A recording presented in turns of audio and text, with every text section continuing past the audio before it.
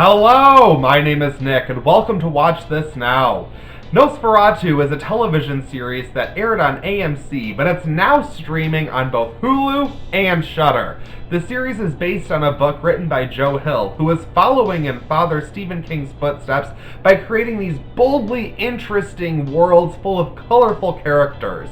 Now, first off, I have to say that NOS4A2 was a classic German horror film that was an unofficial adaptation of Dracula, but I'm pretty sure it's still currently streaming on Amazon Prime, and I so suggest you check it out. It is a perfect little film, and that is what this story is referencing, just for anyone who maybe doesn't know, but if you're into horror, you should know. Now, the story here centers on 18-year-old Vic McQueen, a young woman who is a total outsider. She's the type that trades comics with the school janitor and uses her dirt bike to ride into different dimensions.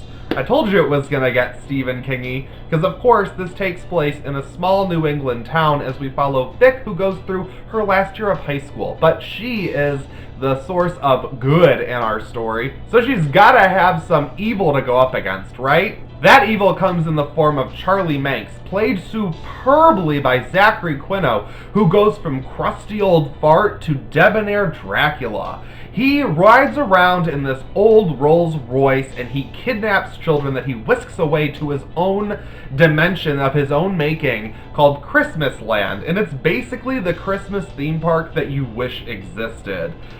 Oh yeah, and he turns the kids into little vampire demons. It's pretty fucked up. But of course, when a few particular kids go missing, Vic and Charlie are set in each other's sights, and it leads to an explosive conclusion, a showdown of good versus evil. Who doesn't love that? The problem for me here, honestly, is that I think that teenagers with superpowers has become a subgenre of its own, especially in literature, and this one didn't do a whole lot to wow me, to really surprise me. I didn't think the story was bad. I did not dislike it. However, it did not rise above what I feel like I've already seen before, and it was just doing it on a smaller scale, which was a bit disappointing to me.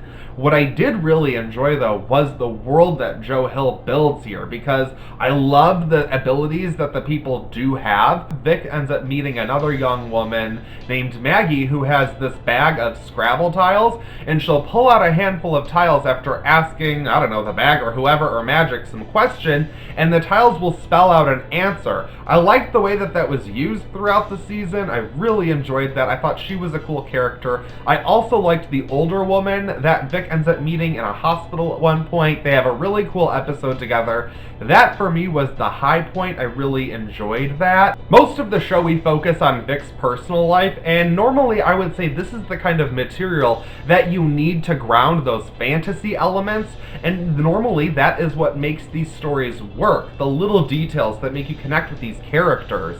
However, for me, I just kept wanting to escape back to Fantasyland. We focus so much time on Vic and her family because she has these pretty shitty parents that really are not that supportive of her. They're not trying to help her build her own life. They're just like, hey, you need to start making money because we're broke. And while I did appreciate that realistic storyline, because I'm so sick of seeing TV shows where everyone is just super upper middle class, and it's like, that's not realistic to most people. I don't connect with that. Here, I liked how real that was. However, we spend like all 10 episodes focusing on not really much of an arc in terms of the relationships that Vic has with her parents. They're kind of just shitty throughout. I mean, the mom kind of becomes a little bit better by the end, but I really didn't feel like the ups and downs really did a whole lot to move the story forward as a whole. I felt like we kept moving away from our central plot to remind us that, oh yeah, Vic has a life outside of being able to like teleport through time and space. We don't spend nearly enough time on the supernatural elements. In fact, I didn't even really have a full, clear feel of what Vic's powers were, which is why I really could have used more of that. But we also waste time with like romantic subplot. Like there's a guy Vic has a crush on, so we spend a few episodes with him, but then that just falls off, so then we bring in a new romantic interest. I would have preferred if the show just stayed consistent. Maybe by shortening to 6 to 8 episodes, I think that would have worked for the material a lot more, because I feel like this season exhausts everything that was in the book while setting up the world. Now the world is cool, but we don't really spend enough time in that world because we're hanging out with Vic as she's crying all the time. Now, she is a total rebel character. She's got messy hair, wears a black leather jacket, rides a dirt bike, but so many of her character moments are truncated into this series that we don't get the nuance that you have with a book where you can spend time in that character's head and understand their actions and feelings.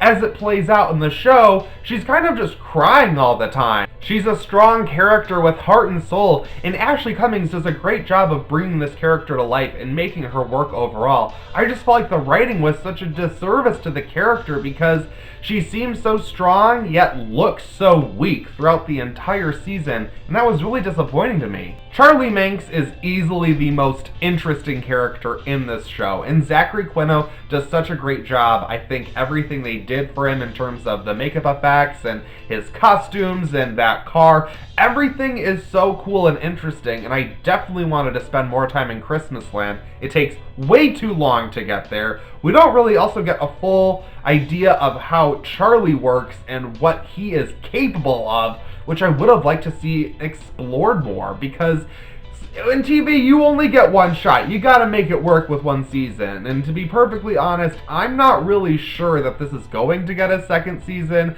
and I think that there was a lot of potential left on the table, and that's entirely disappointing to me. Quinto did such a good job that I would like to see him come back, but I also am not sure if we get a second season, if I'd rather see Vic go up against a different entity, or if I'd like to see her have a rematch with Charlie Manx. I don't really think that season 1 did enough of building a foundation for me in terms of the characters and that emotional core. I was more interested in the supernatural fantasy elements. So I think I just kind of want to see that stuff explored more as opposed to going back to what we've already seen before. To be perfectly honest though, I'm not clamoring for a second season. I thought that this was entertaining enough and it was watchable. I didn't hate the experience. However, it did take several episodes for me to get into, and then I just sort of had to push myself through. But I would say that this was worth the watch in the end, and if you have any interest in watching it, now is the time around the Christmas season. I think this is perfect. This is the time that you want to watch it, with all the Christmas music and the Christmas feel and Christmasland. This is the time of year to watch NOS4A2, otherwise I could easily see you becoming bored and not finishing it. I'm going to give NOS4A2 a 3 out of 5. I'd say season 1, but I'm not entirely sure we're even going to get another season. So, as it is, I think it is fine, it is watchable, but it just didn't wow me or connect with me in the way that I would have liked it to. What did you guys think of NOS4A2? Did you read the book? Did you find there to be tons of differences between the show and the book? Let me know in the comments below and what series you're watching. Thank you so much for watching this video. Greatly appreciate it. Subscribe to watch this now, like this video, share it with your friends, all that good stuff, and I'll see you in my next video.